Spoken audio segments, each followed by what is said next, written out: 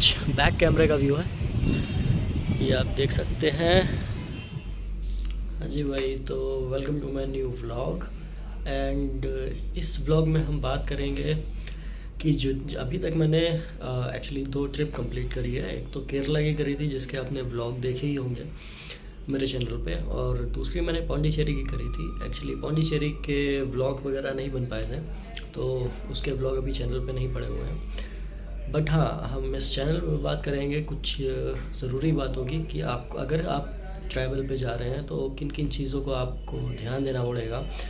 ऐसी कौन कौन सी बातें हैं जो आपको ध्यान में रख करके ही ट्रैवल में जाना है, बिकॉज़ अगर आप ऐसा नहीं करेंगे तो आपको ट्रैवलिंग में काफ़ी ज़्यादा इशू फेस कर सकते हैं। और एंड में हम बात करेंगे कि जो मेरा केरला वाला ट्रिप था उसमें मेरा अपना कितना खर्चा आया था।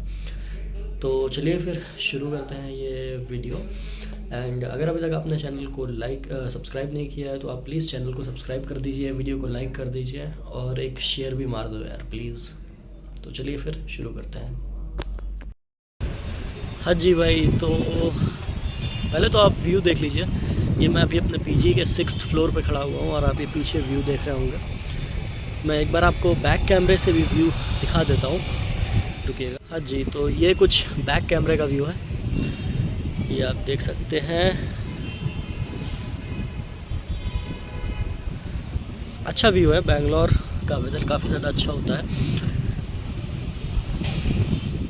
जी। तो कुछ इम्पोर्टेंट बातें, अगर आप ट्रैवल के लिए जा रहे हैं, सोलो ट्रैवलिंग या फ्रेंड्स के साथ जा रहे हैं। देखिए, मैंने बेसिकली अभी तक 2 ट्रैवल अपने कंप्लीट किए हैं, एक केरला का और एक पौंडीचेरी का, और दोनों ही मेरे फ्रेंड्स के साथ थे। मेरा कोई भी सोलो ट्रैवलिंग नहीं था। तो अगर आप ट्रैवलिंग के लिए जा रहे हैं और अगर आप कोई कार वगैरह रेंट पे लेकर के जा रहे हैं, सबसे पहले आपको कुछ वॉमिट की मेडिसिन्स वगैरह ले लेनी है। बिकॉज़ कभी कभी ऐसा होता है कि कार में आपका ज़्यादा सफोकेशन वगैरह होती है। कभी ऊबड़ खाबड़ रास्ता हुआ या कुछ ऐसा प्रॉब्लम हुआ तो आप वो टैबलेट वगैरह ले सकते हैं ताकि आपकी हेल्थ को लेकर के कोई इशू ना हो। तो सबसे पहले तो आपको वॉमिट ना आए, इस वजह से आपको कुछ जो उसकी मेडिसिन आती है वो आपको मेडिकल स्टोर में मिल जाएगी और वो आपको ले लेनी है। सेकंड थिंग कि थोड़ा सा आपको अपने हिसाब से, अगर आप वेजिटेरियन हैं तो आपको कुछ चिप्स वगैरह एंड कुछ अपने ब्रिटानिया केक्स या जो भी आप चाहें आप वो पैकेट में रख सकते हैं। उसका भी रीज़न है बिकॉज़ जब हम मेनली केरला में, पौंडीचेरी में तो तब भी वेज फूड मिल गया था। बट केरला में अगर आप लोकल रेस्टोरेंट में विज़िट करते हैं तो वहाँ पे आपको ज़्यादा से ज़्यादा बीफ और पोर्क मिलता है, तो वो थोड़ा सा एक डिसएडवांटेज है वेजिटेरियन लोगों के लिए। हाँ, पिज़्ज़ा एंड डोमिनोज़ के आपको आउटलेट मिल जाएंगे, बट वो कितना दूर होगा जहाँ पे आप स्टे कर रहे हैं वहाँ से, वो भी मैटर करता है। तो मैं आपको यही सजेस्ट करूँगा कि आप थोड़ा सा कुछ लेस के पैकेट्स वगैरह या कुछ खाने पीने की चीज़ें आप अपने पास रख लीजिए जो आपको पसंद हो, वो आपके लिए ज़्यादा बेटर रहेगी। एंड थर्ड थिंग, आप जब भी ट्रैवल कर रहे हो आपको ये मेक श्योर करना है कि आप कहीं पर भी आप होटल वगैरह में या रेंट में आप स्टे करें, सबसे कम अमाउंट में आप होटल बुक करें, सबसे बेस्ट रहता है ये। उसका भी मैं रीज़न बताता हूँ। जब हम पौंडीचेरी गए थे, पौंडीचेरी में हम लोगों ने एक 2 BHK का फ्लैट बुक कर लिया था एक दिन के लिए, जिसका कॉस्ट अराउंड 4,500 पड़ा था। कोई फ़ायदा नहीं था बिकॉज़ हम लोग सिर्फ़ और सिर्फ उस फ्लैट में नहाते धोते थे, उसके बाद बस रात में सोते थे, दैन उसके बाद सुबह सुबह निकल जाते थे घूमने फिरने के लिए। तो ज़्यादा एक्सपेंसिव होटल वगैरह करने से कोई फ़ायदा नहीं है, आपका पैसा बर्बाद होगा। तो मेरी आप माने तो जो भी चीपेस्ट टू चीपेस्ट, जितना ज़्यादा हो सके कम से कम अमाउंट में आप कोई होटल देख लीजिए। और उसी के चलते जब हम लोग केरला में गए थे, केरला में हम लोगों का दो रात हम लोग होटल में रुके थे।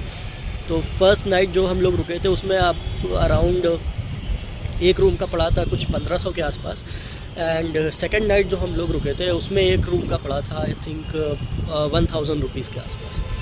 तो काफ़ी ज़्यादा बेटर था वो। और हाँ, अगर आप केरला वगैरह ऐसे घूमने जा रहे हैं तो मैं आपको ये भी सजेस्ट करूँगा कि आप प्री बुकिंग कर लें होटल की, बिकॉज़ फ़र्स्ट टाइम तो होटल मिल गया था, बट सेकेंड टाइम जब हम लोग दूसरे होटल में गए थे वायनाड से हम लोग निकले थे दूसरी जगह पे घूमने के लिए, तो वहाँ हम लोगों ने पास में होटल लिया था। तो होटल मिलने में हम लोगों को रात के 2-3 बज गए थे।